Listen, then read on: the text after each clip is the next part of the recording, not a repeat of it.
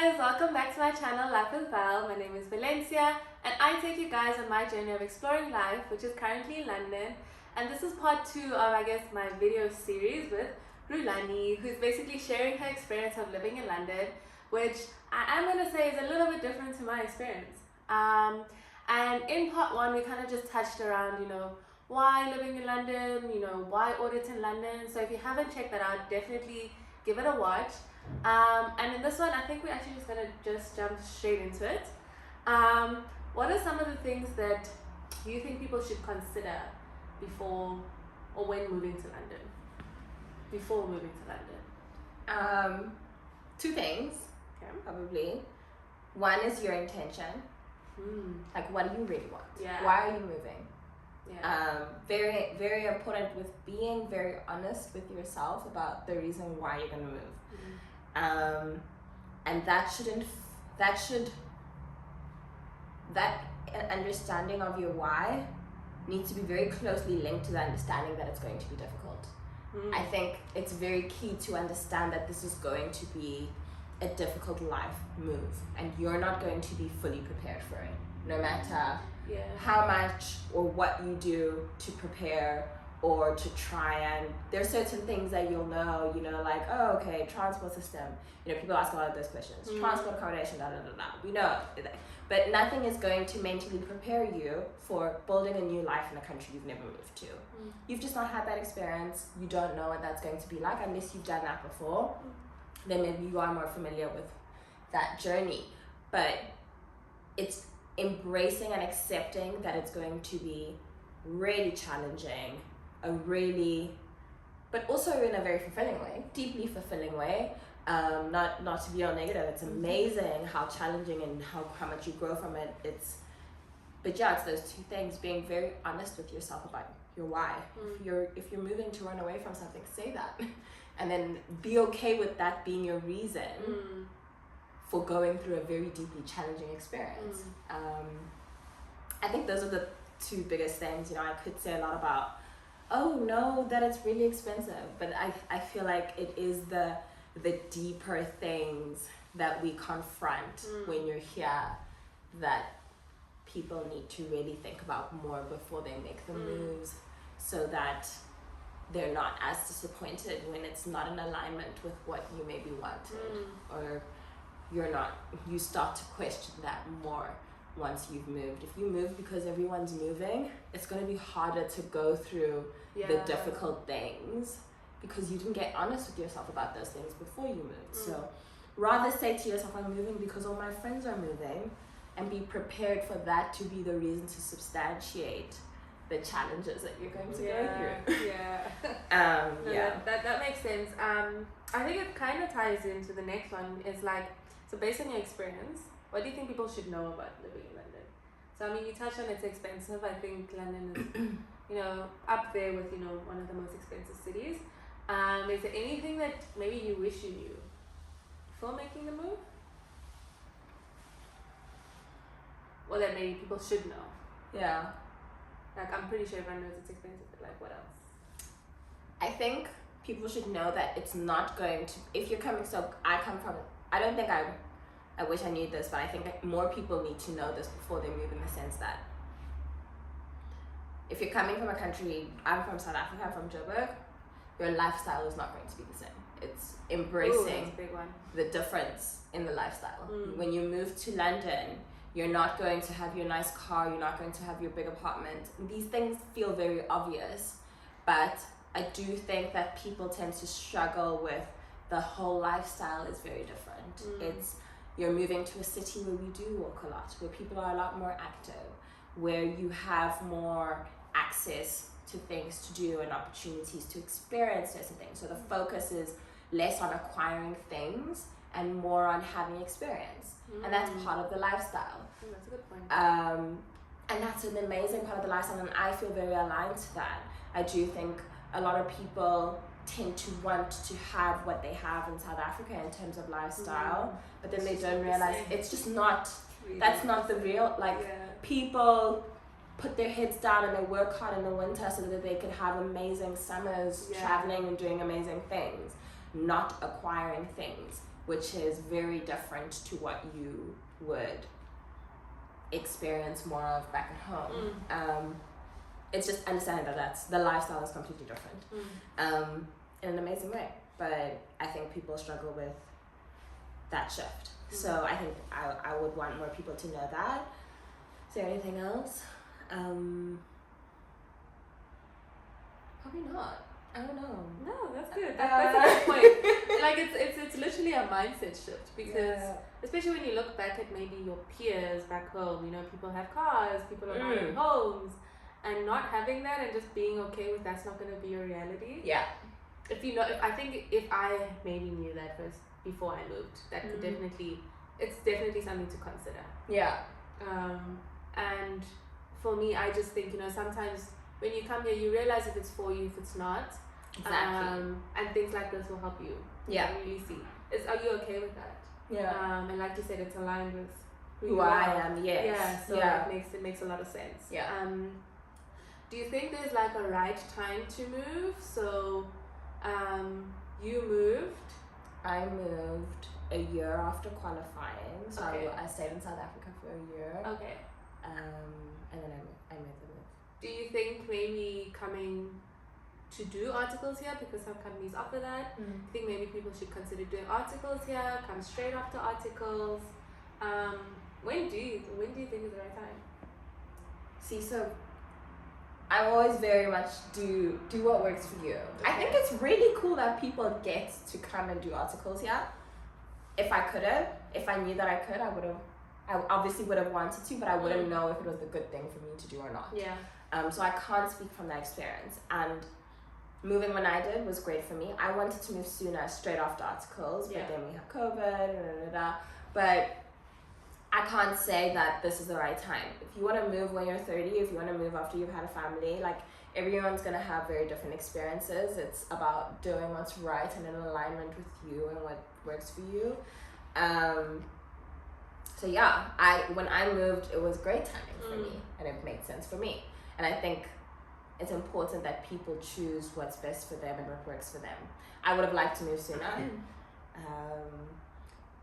but I don't think it means it's made my experience more negative. I don't think, and speaking for myself and in my own life, that the time that I moved made it more negative or more positive. Okay. I was just able to have the experience purely for what it was. I think that question can get more complicated, or you need to be more intentional where there's other people who are more impacted by a decision. So where you have dependents or you have a partner, that question can be more relevant. Yeah. Whereas I'm moving by myself. I don't have a cat or a dog or what. Yeah. So it's like I'm gonna move whenever I move. Yeah. So I just think at the end of the day, whatever it is, it's just so important to do what works for you.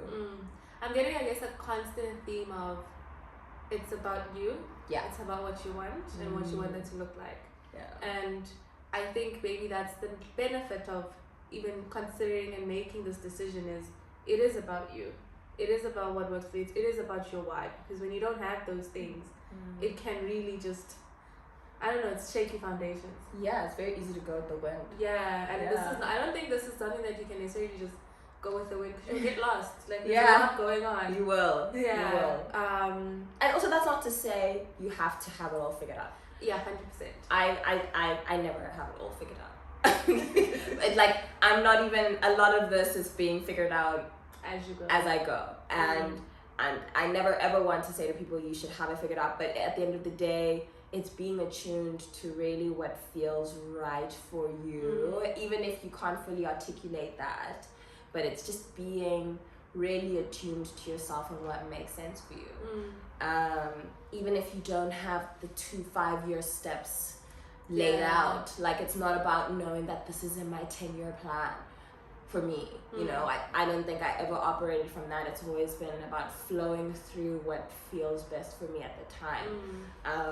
And then you look back in hindsight and you see the pieces of the puzzle come together and it all makes sense retrospectively. It doesn't always have to be that, you know, you see it all in the future. No, it's just doing what feels right for your energy and yourself in the time. I think the experience is also you don't know what it's gonna be like. No. You can't actually have a plan. No. But you can know why you're doing or why you're putting yourself in this position, why you're making the move. I think maybe those are the things that you can kind of get an understanding of. You want to grow your career in London, okay, then yes, make the move. But through this time, you definitely need to be fluid. You need to be used to being uncomfortable. Things are going to change rapidly, and you're going to adapt to those things, and that's why you grow. But if you're open to that, then staying open. That's a good way to put it. Yeah. 100%. I guess so. You've been here for almost 2 years now. What has been? Do you want? Okay, what has been maybe the toughest thing to go through? Yeah.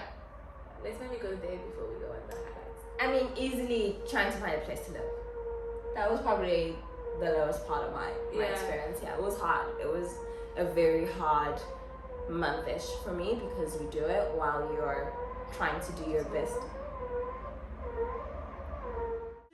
Sometimes you just have to deal with sound problems. Yeah.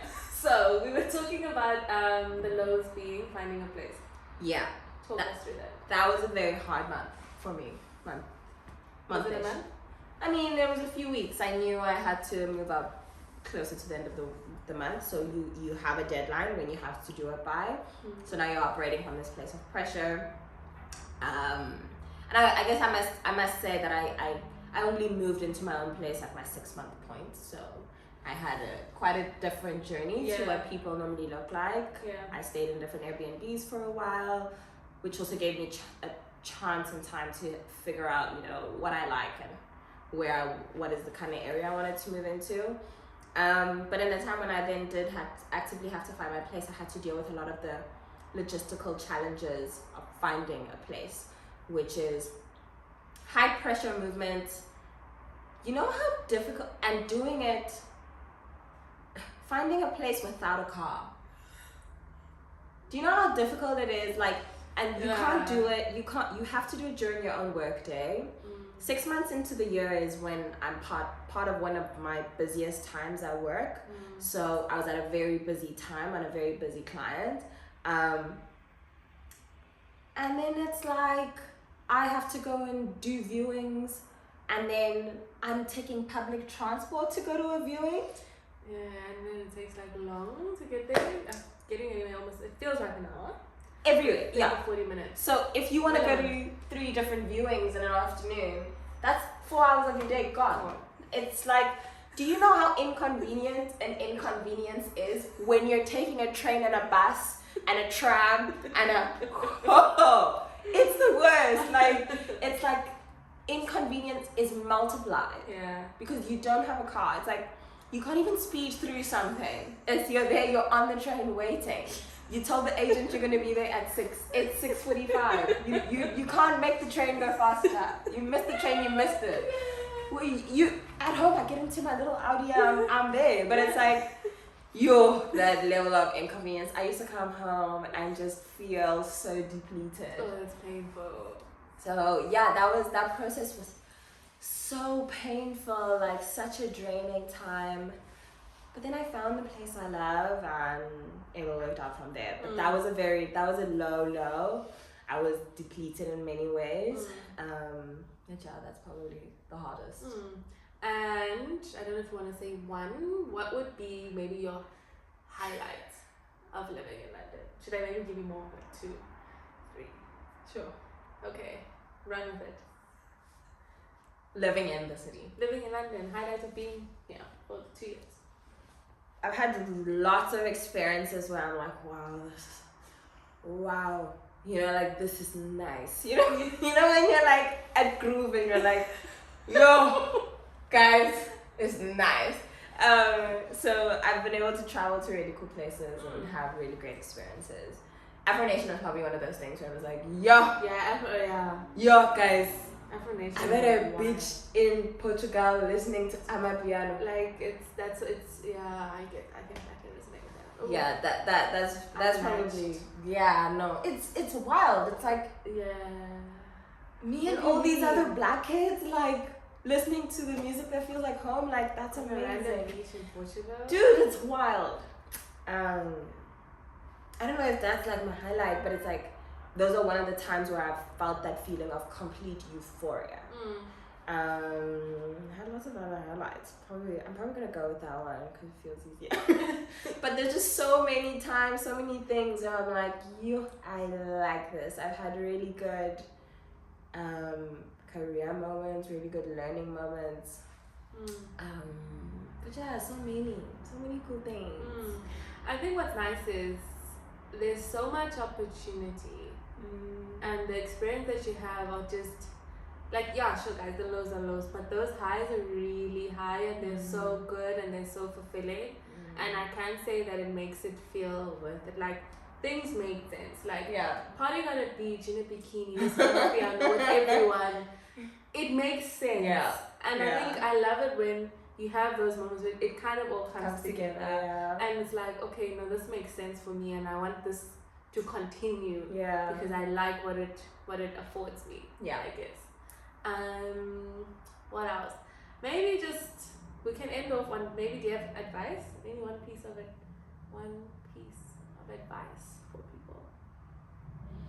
Not a big advice giver, but probably probably what I said before about what to consider before moving to London. Like, get very honest with yourself about why you're moving, and embrace. Maybe a word of advice is, like, do the difficult things, do the hard things, and there's no shortcuts. There's no this is the easy thing.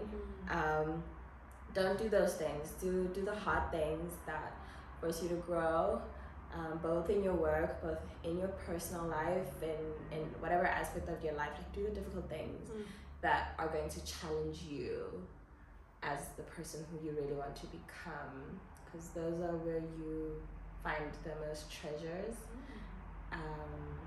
That's probably my little words of wisdom. But get honest with yourself about why you're moving. No, this has actually been so helpful. It's also very inspiring. As much as I've had a different experience, I'm still very inspired by your own experience. And Rhulani and I stayed together in our first month of being in London. We only worked together. We weren't friends at the time. We weren't. But now we are. But now I think it's quite nice to kind of just reflect on the journeys that we've made, as individuals and together as friends, and just really seeing everything kind of come full circle. So thank you for sharing your experience with us. And guys, if you have any comments or questions, feel free to either DM me, you can DM Rhulani. I'll put our handles down below. Rhulani mentioned she's passionate about traveling into Africa, and she has an Instagram page called, is it Lunartic Adventures? Lunartic Adventures. There we go. I host group travel experiences. I am on a mission to discover Africa and bring as many people as I possibly can with me on the journey. So we're going to Senegal next. So yes.